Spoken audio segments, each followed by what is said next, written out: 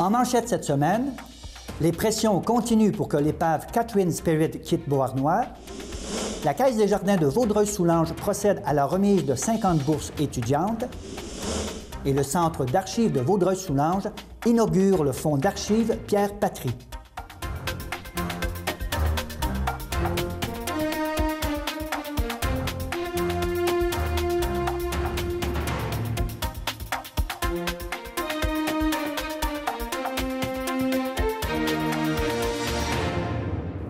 Bienvenue à votre hebdo régional.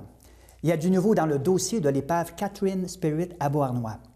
En effet, la députée de Salaberry-sur-Ouai, Anne-Mine Touquache, a finalement rencontré le ministre des Pêches, des Océans et de la Garde côtière, Hunter Tootoo, afin de lui présenter des solutions pour que l'épave quitte les rivages de Beauharnois dès ce printemps. Mme Touquache se dit satisfaite de la rencontre car le ministre l'a rassurée et le mandat du groupe de travail est de se débarrasser de l'épave dans un délai raisonnable et que la Garde côtière continuera à surveiller l'épave. Elle a également rappelé au ministre que l'épave doit être déplacée hors du réservoir d'eau potable alors que la voie maritime ouvre d'ici quelques semaines et pour éviter la propagation de résidus de produits contaminés. La Caisse des jardins de Vaudreuil-Soulanges a procédé à la remise des bourses étudiantes édition 2016 le 30 janvier dernier au Holiday Inn à Vaudreuil-Dorion et le 7 février dernier au Pavillon Wilson à Coteau-du-Lac. 50 étudiants de la région ont reçu des bourses variant de 500 à 5 000 $. Un coup de pouce important pour plusieurs d'entre eux. Depuis 2009, année de fusion de la Caisse, plus de 400 étudiants de la région se sont partagés une somme de plus de $1,5 million. On n'a qu'à imaginer les bienfaits engendrés par cet apport réel auprès des jeunes du niveau postsecondaire qui croient en l'acquisition de connaissances pour se préparer à un avenir prometteur. Qu'est-ce que tu vas vraiment faire avec ta bourse? En fait, l'année prochaine, il faut que je commence mes stages. C'est une année de stage que j'ai à l'école, donc il va me falloir une voiture. Donc, je compte m'acheter une voiture cet été en prévision de mes stages l'année prochaine. Qu'est-ce que tu vas faire avec ta bourse quand ça va être déposé dans ton compte de banque la semaine prochaine? Bien, elle va être déposée lundi, mais ça va être vraiment placé pour mes études. L'année prochaine, c'est l'université. Présentement, c'est collégial, mais c'est l'université l'année prochaine à Québec. C'est des gros coups, là. On parle d'université, c'est sûr que mes parents m'aident, mais au moins, ça va peut-être m'aider aussi à mes études. Là, ça va vraiment être pour mes études. Qu'est-ce que vous allez faire avec ce montant? Comme étant quelqu'un qui étudie déjà en comptabilité et gestion, je compte sûrement l'investir dans mes propres fonds, faire fructifier l'argent et l'utiliser un peu plus tard. J'ai quand même les moyens de payer mes études, mais ça, je vais essayer d'aller chercher plus d'argent à long terme pour, admettons, m'acheter une maison dans 3-5 ans, m'acheter une voiture, par exemple. Donc, plein de projets. Vous êtes très, très sage. Très, très sage. Merci beaucoup. Merci à vous. Le 7 février dernier, le Centre d'archives de Vaudreuil-Soulanges a procédé à l'inauguration du fonds d'archives de Pierre Patry. Cet ancien résident de Vaudreuil-sur-le-Lac est surtout connu comme scénariste, réalisateur et producteur à l'ONF et dans le développement du Canal Savoir. En 1967, il devient le directeur du Centre culturel de la toute récente Cité des Jeunes de Vaudreuil. Il a aussi notamment participé à la mise en place de la première télévision communautaire à Vaudreuil. Pourquoi le fonds est ici? Simplement, ça vient de sa fille Joanne Patry, qui lui a recommandé de venir visiter le centre. Il l'a fait, la visite l'a convaincu, et ça lui a permis aussi de mettre ses archives, de conserver les archives dans sa région, au lieu de les envoyer à l'extérieur. On vous invite donc à aller voir un peu sa carrière. Évidemment, ce qui est là ne définit pas l'homme. OK? L'homme, il faut l'avoir connu pour comprendre un petit peu qu'est-ce que c'était. Oui, qu'est-ce que c'était? Parce que c'est un phénomène par lui-même. Alors, et on est quand même chanceux de pouvoir en hériter. Et ce qui est important aussi, c'est qu'il a fait des choses, il a créé des organisations, des organismes. Il a été un des pères du cinéma québécois. Dans les années 60, Pierre Patry, c'était vraiment quelqu'un qui était le premier à se dire on n'a pas de cinéma québécois sur nos écrans, on va en mettre, on va faire des films. Puis s'il n'y a pas personne pour les produire, je vais les produire, je vais les réaliser. C'est juste s'il ne jouait pas dans ces films. C'est lui qui m'a montré le métier, qui m'a montré ce qu'on pouvait faire avec le cinéma, qui m'a éduqué et maudit qui était patient. J'espère que vous aurez l'occasion de revenir voir ce que ça a l'air. Gênez-vous pas, l'équipe ici est toujours disponible pour vous aider. Et l'entrée est gratuite. Et l'entrée est gratuite, OK? Que vous aurez ça. Puis aussi, là, je m'adresse à ma famille, bien là, que nos descendants puissent aller voir qu'est-ce que leur grand-père a fait. Le 4 février dernier, le CLD et la MRC de Vaudreuil-Soulanges participaient à la 3e journée NASCO, qui signifie North American Strategy for Competitiveness, sur le thème « Les stratégies en appui au corridor de commerce, impact sur les transports et la logistique ». En lien avec la stratégie maritime du Québec et dans le cadre de la mise en œuvre des pôles logistiques, dont celui de Vaudreuil-Soulanges, plusieurs intervenants gouvernementaux, mais aussi et surtout, plusieurs entreprises ont échangé sur ce sujet. Le Conseil montérégien de la culture et des communications lance un appel de candidature pour la 5e édition des prix Patrimoine. L'objectif est de sensibiliser le public et les élus à la vigueur et à la richesse du patrimoine présent en région. C'est dans cette optique que le CMCC a choisi de souligner les activités de transmission, d'interprétation ou de diffusion qui visent à mettre en valeur un élément du patrimoine. 2 prix seront remis. Le Grand Prix Patrimoine assorti d'une bourse de 1 000 $ et le prix Coup de cœur du jury pour 500 $. La date limite pour poser sa candidature est le 11 mars 2016. Dimanche le 7 février dernier, à l'Aréna de Vaudreuil-Dorion, les Mustangs ont disputé un match difficile contre les Inuks de Granby. En effet, les Inuks ont inscrit 3 buts sans riposte au premier engagement, en route vers une victoire au compte de 8-5 face aux Mustangs. Les petites annonces communautaires sont une présentation de la Corporation de développement communautaire de Vaudreuil-Soulanges. Depuis le 15 janvier dernier, le bonhomme à lunettes, opticien d'ordonnance du communautaire, cumulant 15 années d'expérience, est à Vaudreuil-Dorion tous les vendredis afin d'offrir ses services. Il offre des lunettes à bas prix, avec les mêmes garanties que dans le commerce. Un grand choix de montures est disponible et pour chaque paire de lunettes vendues, un montant de 10 $ est versé à un organisme communautaire. Voilà ce qui met un terme à votre bulletin de nouvelles. Restez avec nous car tout de suite après la pause, je reçois Jean-François Légaré pour nous parler du 50e anniversaire de l'école secondaire de la Cité des Jeunes. À tout de suite.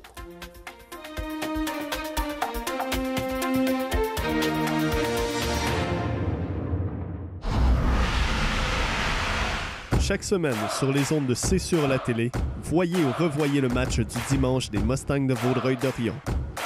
C'est un rendez-vous pour tous les fans des Mustangs et pour ceux qui ne le sont pas encore. La soirée des Mustangs est diffusée à la télévision et également disponible sur le site csur.tv.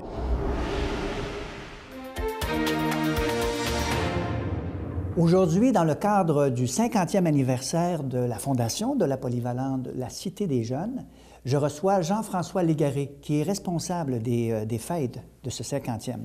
Bonjour Jean-François. Bonjour Bertin. Ça va bien? Ça va très bien. Merci d'avoir accepté l'invitation. Ça me fait plaisir. Oui.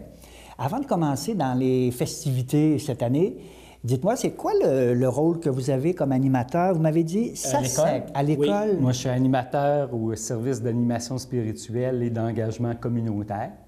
Ça fait quoi, ça?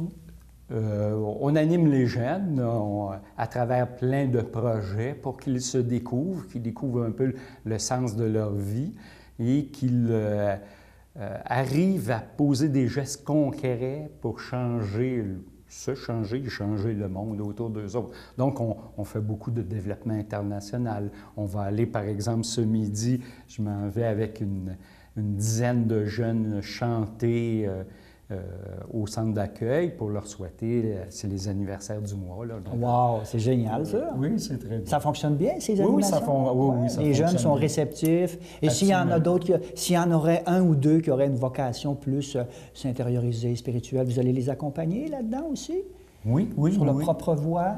Oui, mais pour moi, spirituel au sens large, là, on comprend de sens à la vie. Alors que les jeunes, souvent, c'est à bâton rompu, là. Ils sont assis à côté de toi parce qu'ils viennent le matin te parler pendant que tu dis bonjour à tout le monde. Puis là, tout d'un coup, c'est là que les valeurs sortent, c'est là que les questionnements sortent. Puis bon, on les accompagne là-dedans. Ça, c'est le comité pastoral qui s'est transformé en service d'animation spirituelle. Oui. Les services pastoraux. Avant, au début de l'école, il y avait 5 animateurs en pastoral.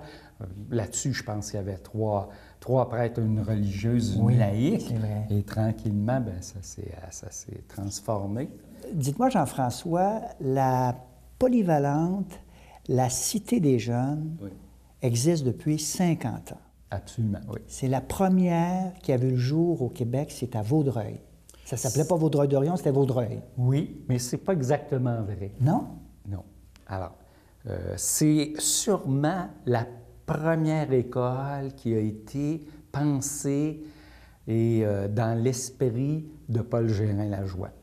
Son discours... Qui était ministre d'Éducation à l'époque. Qui n'était qu'à l'époque, en 1960, si on revient en 1960, il vient d'être élu. Un mois plus tard, la semaine d'après, il était nommé ministre de la Jeunesse. À l'époque, c'est un nouveau ministère et il réussit à convaincre Jean Lesage d'aller chercher tous les petits bouts des responsabilités des autres ministères pour que lui chapeaute tout ce qui concerne la jeunesse. L'éducation, bien sûr, là-dedans. Donc, ministre de la Jeunesse en 1960, au mois de juillet, un mois plus tard, il est à Vaudreuil-sur-le-Lac et c'est son fameux discours où il dit « Je rêve d'une école où il y aurait une piscine, où il y aurait des bibliothèques ouvertes sur le monde. » Puis il dit « Je ne sais pas comment l'appeler, je n'ai pas d'autre nom que de dire une certaine cité des jeunes. » Et le rêve était parti. À partir de ce moment-là, ça marque tellement la population et le milieu qu'on va mettre même le boulevard qui traverse tout le comté. Effectivement. Hein? La Cité des jeunes. Boulevard de la Cité des jeunes. Ça montre la place de l'école et de tout ce mouvement-là de l'éducation en 1960 et qui s'incarne ici dans notre région de Vaudreuil-Soulanges. Est-ce que c'est la première école? Non. Par exemple, je crois que Gérald Filion, dans le coin de Longueuil, a été construit avant. Ah oui, OK. Mais en fait, c'était de regrouper toutes les... Mais ça reste le premier campus. Toutes les autres étaient des écoles secondaires. Oui. La Cité des jeunes devient un campus avec différents volets. C'est là vous aviez dit polyvalence, mais c'est la polyvalence, plusieurs valeurs. Donc, je pouvais être dans le monde technique, dans le monde général. Culturel, sportif. Voilà. Et au cœur de tout ça, des infrastructures communes qu'on partage et au cœur, un centre culturel qui est le cœur de l'animation même culturelle de la région.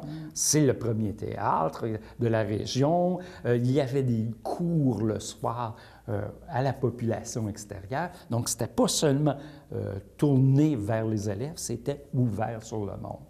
Alors ça, c'est vraiment le rêve de PGL, hein? Une éducation et du ministère de l'Éducation qui va faire suite au rapport Parent de Monseigneur Parent. On oublie que c'était un évêque qui était à la tête de cette commission, la commission Parent, donc qui donne son rapport au début des années 64, création du ministère de l'Éducation de la même année, et en 65, 7 septembre 65, inauguration de la Cité des jeunes.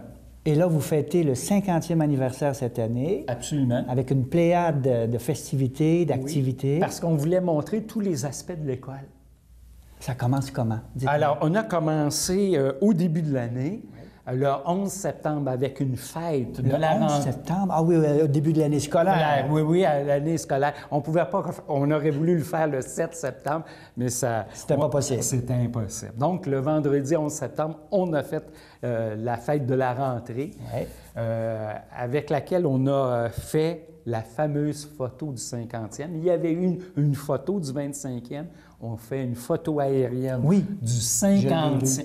Tout le monde l'a vu, ça a été partagé partout. Ça a été un événement et ça a été avec la folie du Facebook, que moi je connaissais plus ou moins. Les gens se disaient « Eh bien, moi j'étais là à la photo du 25e, ma fille est là au 50e. » Puis ça a débuté comme ça. Et ça a débuté comme ça, et en soulignant en après-midi, par 2 matchs de football, le 10e anniversaire des Citadins. Donc, depuis, il y a eu du sport étudiant depuis toujours à la Cité des Jeunes, en particulier. Depuis 10 ans, il y a ce club-là, cette équipe. On a mis sous le même nom, sous la même bannière, toutes nos équipes sportives, là. Et puis, donc, on fêtait les 10 ans des Citadins. Alors, donc, c'est l'année où on veut aussi donner des coups de chapeau et de féliciter les gens par leur engagement. Le sport, donc, au mois de septembre. Alors ça, c'était dans le premier, deuxième semestre, il y avait cette ouverture-là. Absolument. Et là, pour les...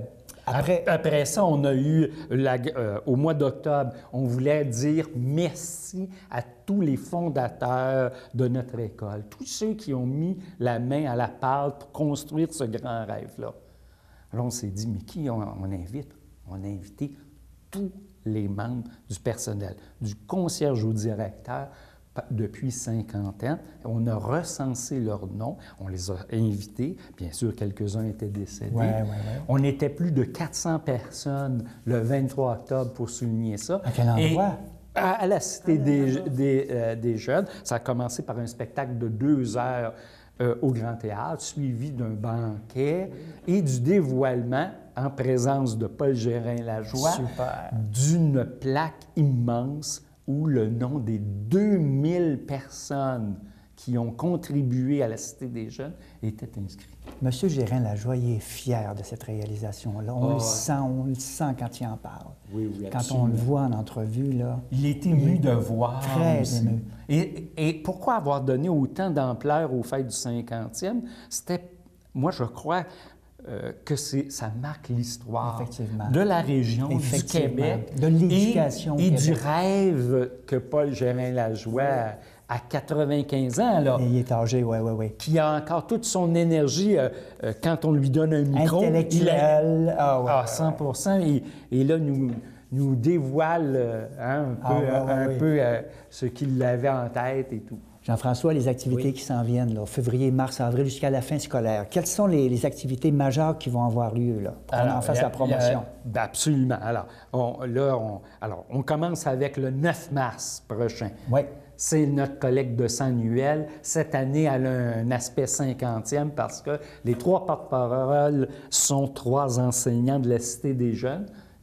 On va le dire leur âge. Ils ont 50 ans tous les 3. Oui. Ce sont 3 anciens de l'école. Et puis, bien sûr, comme porte-parole, on a un objectif, obtenir 50 nouveaux donneurs. Puis c'est quoi le total de l'objectif? 50 nouveaux donneurs? 250. Alors, vous en aviez 200, puis là, vous l'augmentez à 250. Oui, on avait l'an passé, je crois qu'on a eu autour de 225. À quel âge les jeunes peuvent donner du sang? 18 ans. 18 ans, c'est donc, les élèves du secondaire ne donnent pas... peuvent pas. Faut qu'ils convainquent les parents. Et voilà, c'est ça. Mais là, cette année, on veut convaincre des anciens, 50 anciens qui viennent donner du sang. Ça, c'est le 9 mars. Okay. 11 mars, déjà, c'est le spectacle des finissants en musique là, de la Cité. 50 ans de musique. C'est 5 tableaux de dizaines où il va y avoir des chants, des bands. Présentés au Grand Théâtre. Présentés au Grand Théâtre, coups 10 $ seulement. C'est le spectacle de l'année là, musical là, fait par les élèves et les anciens On peut se élèves. procurer les billets là-bas au service administratif? Oui, facilement à l'école. Oui. Sur les sites, la page Facebook du 50e, on a les coordonnées. Ah oui, on peut réserver les billets puis les placer en acheter bas. à la porte sans problème. 18 mars, dictée du 50e. Ah. Alors, grande dictée, tous les élèves passent une dictée. Il y a 50 finalistes, 10 par année, qui se présentent au Grand Théâtre pour la finale du 18 mars, en présence de Paul Gérin-Lajoie. Génial. Et évidemment, la dictée porte sur lui et sur la création. C'est les enseignants de français qui vont la rédiger? Absolument. Ah oui, OK. Absolument. Ça, c'est 18 mars, vendredi 18 mars. Ensuite, après ça, en avril, on a une activité un peu spéciale. Depuis plusieurs années, on a des activités autour de la BD. Et là, avec Paul à Québec, alors Paul à Québec, on reçoit l'exposition Paul à Québec au mois d'avril, fin avril. Et Michel, je veux pas manquer son nom, là, mais Rabaglati. Alors, Michel Rabaglati, en tout cas, viendra faire une conférence aux élèves et ensuite elle est publique, ouvert en soirée au public. Parfait. Au mois de mai, au début du mois de mai, c'est le festival Première prise de cinéma qui est cette année, qui est une fin de semaine complète. Et puis, on termine les fêtes du 50e avec les grandes retrouvailles qui sont les 28 mai, samedi le 28 mai prochain. Alors, sous le chapiteau, je crois. Hein? Et alors, on commence avec un spectacle de lancement qui est sous le chapiteau Eugène Chapelain, 1400 places. Alors, c'est un grand spectacle où on va suivre 4 couples à travers, non pas nécessairement le temps, mais les émotions qu'on va avoir dans une école. La découverte, hein, comment c'est grand quand on est tout petit, mais après ça, ce sont les amours, les amitiés qui se bâtissent. La mise en scène est signée de Patrick Roson, le directeur, c'est un ancien enseignant de l'école, le directeur du ZooFest à Montréal, et qui s'est entouré de toute une grande équipe. La plupart des anciens de la cité. Il va y avoir 150 artistes qui vont être au cœur de ce spectacle-là. Alors, le spectacle n'a pas manqué, est rempli de toutes ces émotions-là, hein, de cette nostalgie, de ces souvenirs qui vont remonter en nous. On s'en va ensuite passer la soirée à la Cité des Jeunes. Donc, les gens vont être accueillis, dirigés dans des salles par dizaines pour qu'on puisse plus facilement se retrouver. Alors, on passe la soirée à placoter, à prendre des nouvelles des autres. Et puis, vers la fin de la soirée, vers les 10 heures, là, on organise une partie plus musicale, plus festive, là, avec le band de la Cité, les DJ pour faire de la danse jusqu'à 3 heures du matin. Jean-François, ces activités du 50e se rajoutent à toutes les activités oui, on n'a pas enlevé aucune activité de l'année. C'est pour ça que c'est une année... Les finissants et tout, là. Tout ça est gardé. On n'enlève pas d'activité. C'est pour ça que c'est une grosse année. Mais je pense que tout le monde était content de mettre la main à la roue. Bien sûr que c'était je fais une petite parenthèse, une année pas facile parce qu'au niveau syndical, il y avait des négociations. Ouais, faut le souligner. Alors, on remercie infiniment, bien sûr, le syndicat qui a été accepté de ne pas boycotter, en fait, ces fêtes-là. Exactement. De mettre les pressions syndicales sur d'autres aspects. Bon, bien, c'est dit. Et on les remercie. On remercie bien sûr tous nos commanditaires, dont bien sûr le maître d'œuvre principal, qui est la Fondation de la Cité des Jeunes. Vous avez un slogan aussi pour ces fêtes? Ah oui. Qu'on a pensé longtemps, ça a pris du temps avant de...